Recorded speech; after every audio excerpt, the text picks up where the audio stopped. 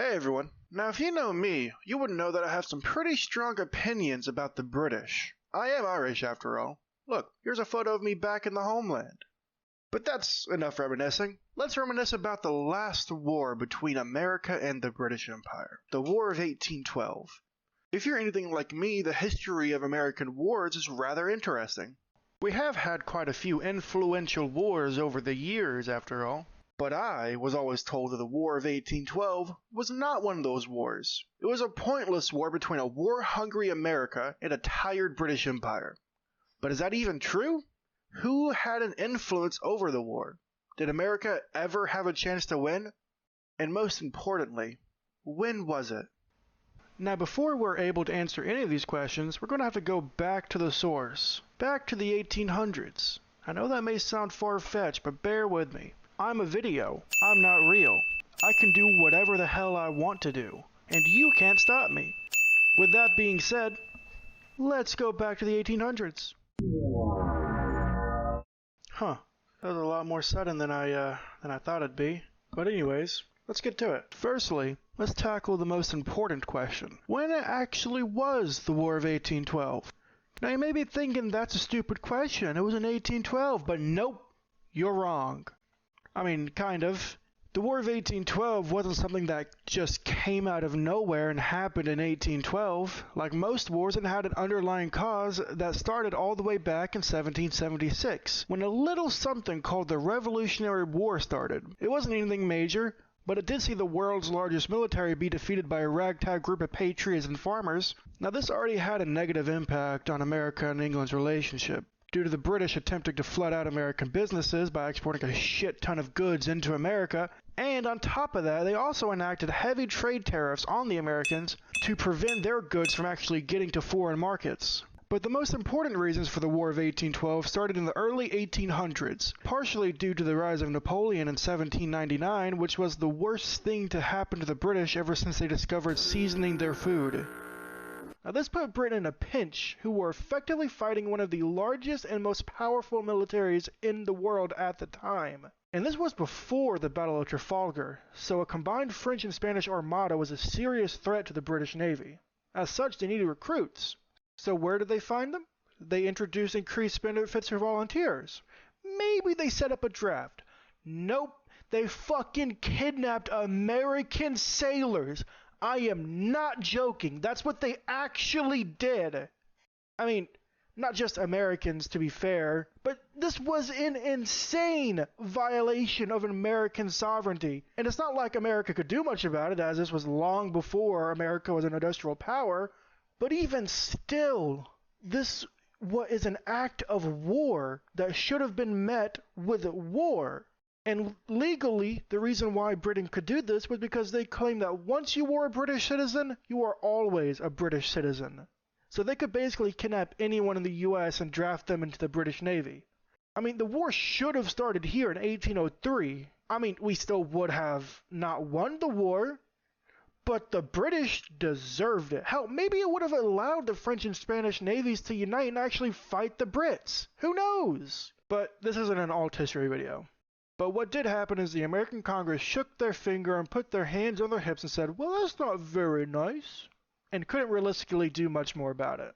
I mean, at this point, the American Navy was still nothing compared to the British. There were like 6 frigates and a couple of converted merchant ships. Now, I'm sure at this point, you may be agreeing with me that the British deserve to get their teeth kicked in at this point. But wait, there's more. In 1807, the British warship HMS Leopard straight up attacked an American ship, killing 3 Americans. How did they not declare war? I just don't understand. I don't care if they would have lost. With the Napoleonic Wars raging, they might have at least been able to ask for their soldiers back or something. Not to mention this happened because the British wanted to kidnap a few more Americans. So the Americans were just defending their people and got killed for it.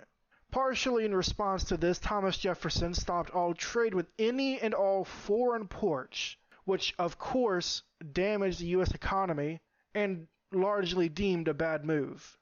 So, a few more years passed with the American government being cucks and letting the British kidnap more American soldiers. And finally, someone realizes maybe not trading with anyone isn't a good idea. A fucking novel idea if I've ever heard one. And they replaced the Embargo Act with the Incel Act. The Non-Intercourse Act, which prohibited trade with France and England to try and force them to respect American neutrality. But both sides simply did not care. This caused the US to restore trade with the two countries a year later, which France was all for, but the UK just got pissy that a country, was expressing their sovereignty. Not to mention the British support of Native American resistance ever since America became independent, which eventually led to the Battle of Tippecanoe, I think that's how you pronounce that, in 1811, where American and Native forces clashed, which again is another act of war that the American government is just going to ignore and draw another pointless line in the sand. Now I say all of this like the American government was just taking it and looking the other way, which they kind of were, but it did eventually accumulate. And with the help of the war hawks in Congress, who were just itching for a rematch with Britain for some reason, the United States did eventually declare war on the British in 1812. Some may think that it was a little too late, but I disagree. While I do think the war should have started earlier and closer to 1808, the War of 1812 was an important message to Britain and the rest of the world that America's sovereignty needed to be respected. Even if we didn't win, we made a point that we cannot be pushed around forever. That we do have a breaking point, even if that breaking point is far down the line. Now, even if they did burn down the White House, we got a few good hits in too.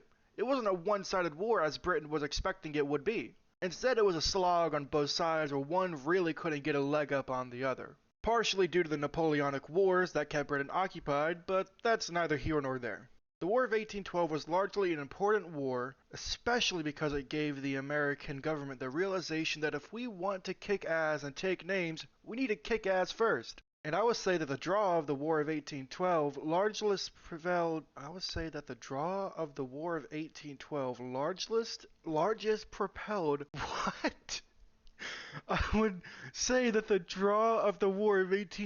largest propelled America. Okay, whatever. And I would say that the War of 1812 being a draw largely propelled America's military-industrial complex to what it is today, and inspired the heavy militarism that we see in modern American society. Thank you all for watching this video, and if you made it this far, please consider leaving a like and subscribe. Also, I'd like to thank everyone that watched my last video for making it over 200 views, far surpassing my expectations, and I just want to say thank you so much. I hope this one can even get a fraction of that same success. But nonetheless, thank you for watching, and I'll see you guys in the next one. Goodbye.